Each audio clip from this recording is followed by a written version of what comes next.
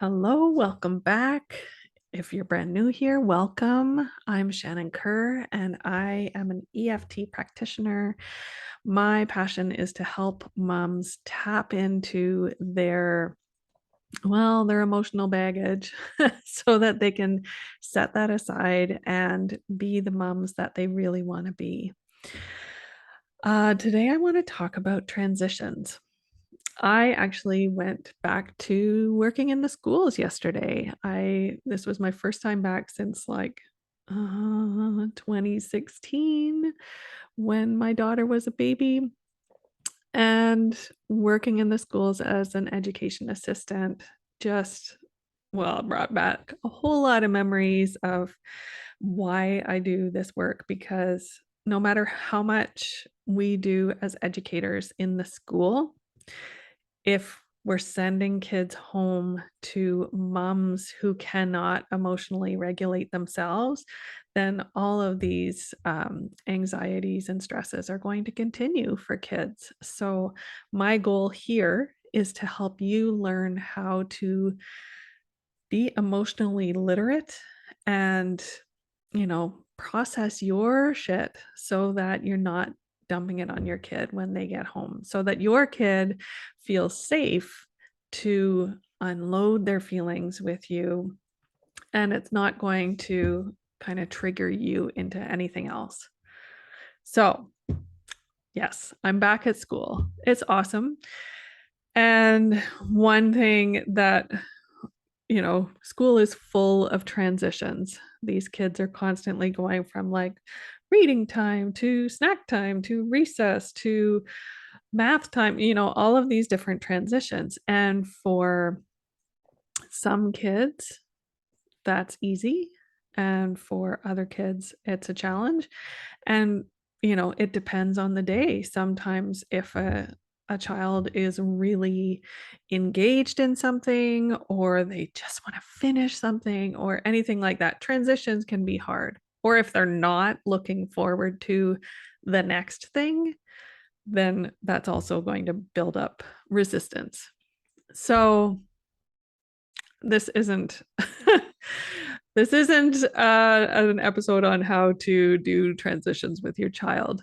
This, I want you to think about how you do transitions for yourself, because you are a human being as well. You do the same things, right? You get locked into like, I'm really engaged in this thing that I'm working on, or I know I have to do that next thing, but I don't want to. And so that's a hard transition. We're going through these transitions all day long as well, right? Setting aside work in order to practice self-care during the day. Like, I hear about moms who forget to eat throughout the day, whether they're working at a job or they're a stay-at-home mom, and they just get so into everything else that they forget, oh yeah, I have to take care of myself too. Um, Also, how to transition if you've had time away from your child, like work time, and you're coming back home to be with your child, how to make that a smoother transition so there's less of like a jolt or any resistance for you. And so I wanted to give you some ideas on how to build some of these little transition rituals for yourself. Uh, as I say, I've worked with kids my whole life, and so I've seen ways that it's helped for kids and the difference that it makes, whether it's with toddlers or even all the way up to high school kids. Having these smooth transitions, it allows the person to understand what's coming next, what's expected of them, and it um, it also builds more trust and self-respect within themselves, so that they know they're not just kind of like robots being like, okay, we're done here. Now you're over here. It's like, no, okay, we're going to smoothly move to the next thing. And with my toddlers, there were a lot of songs that we used to do throughout the day. Obviously, you're not going to be doing that quite so much, but any little routine that can help your brain and your memories kind of build this muscle memory will help to skip along to the next step instead of having it be very uncomfortable for you. So, the reason why we need these transitions as well is because we're shifting roles throughout our day. If you think about your morning, you know, maybe if you're lucky, you get to start your morning on your own for a little brief window of time, and that's your little self-care, and then you're transitioning into, okay, I'm now making sure everybody's prepared for the day, getting breakfast, getting everybody dressed. You're more of the monitor, right? Getting everybody organized, the timekeeper, all of that. From there, whether if your kids are in school, then you're the chauffeur and or getting them onto the bus or however you're getting your kids to school, and then transitioning into the next part of your day, whether that's working or working from home. All of these little transitions, it's like a different part of yourself, right? And not saying that your work self has different priorities and characteristics from your mom self, let's say, but you're kind of focusing your energy in a different way, right? And one time of the day that I specifically find that I need a little support with is shifting from this work time, like when I've concentrated on like writing emails and doing videos and doing tapping sessions and all of this, where I'm very much like focused, and then the transition to pick my child up from school, where I want to be still focused, but not so much in my head, but more connecting with my heart. So, having these transitions and intentions for how you want to feel in each area of your day, really, it's like setting the mood, right? Remember going on dates and kind of planning ahead on how you wanted to feel? That's the same thing, not the word. Yeah.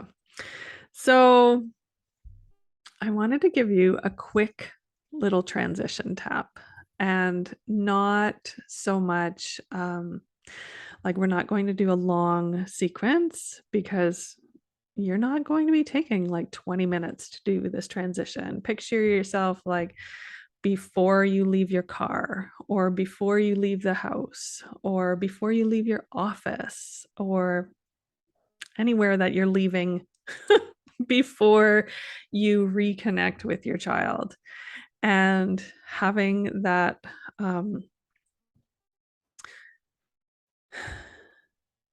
taking a pause to honor the work that you've been doing, first of all, and then it's almost like a physical, like setting it aside or closing the computer or shutting down apps on your phone. Like, okay, I am now, like, workday is done and I'm ready to move into this next role for the day. So, how does that feel?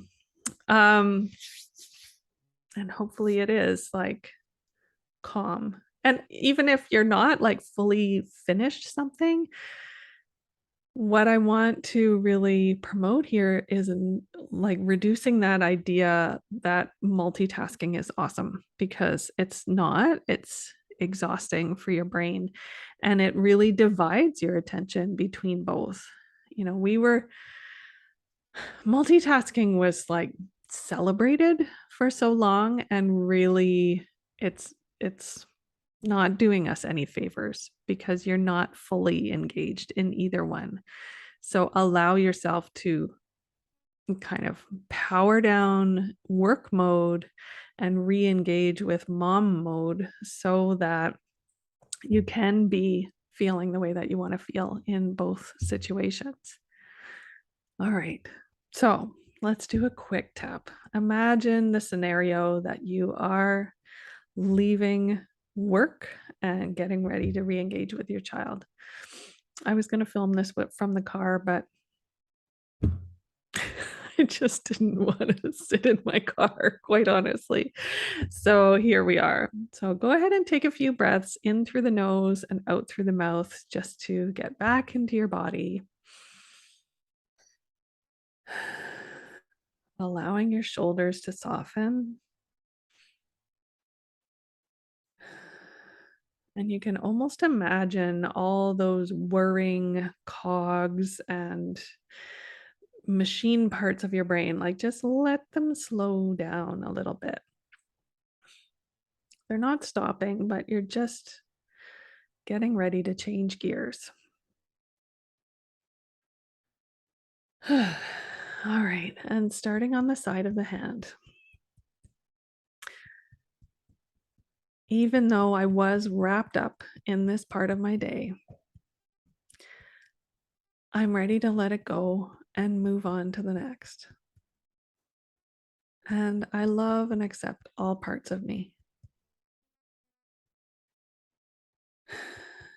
Even though I was busy with my work,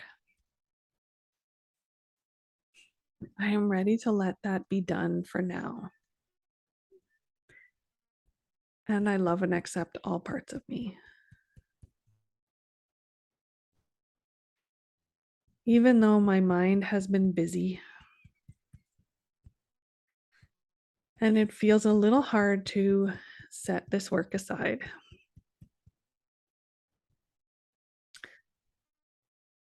I am ready to reconnect, especially because I love and accept all parts of me. Okay, top of the head. I have been in work mode. Eyebrow. And I am choosing to shut that down for the day. Side of the eye. I'm ready to start something new. Under the eyes. And I trust in what I've done so far. Under the nose. I trust that I can come back to it next time.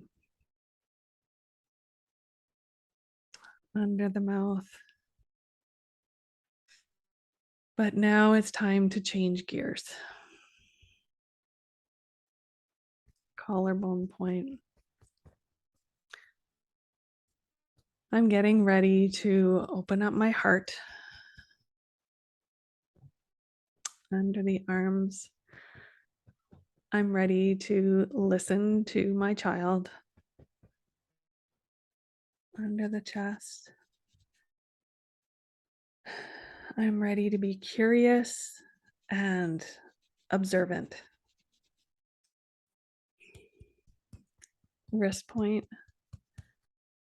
So that my child and I can connect in a loving way. Top of the head. I honor the work that I have done here. Eyebrow point. I allow it to be finished for now. Side of the eye. And I'm ready to reconnect with my family.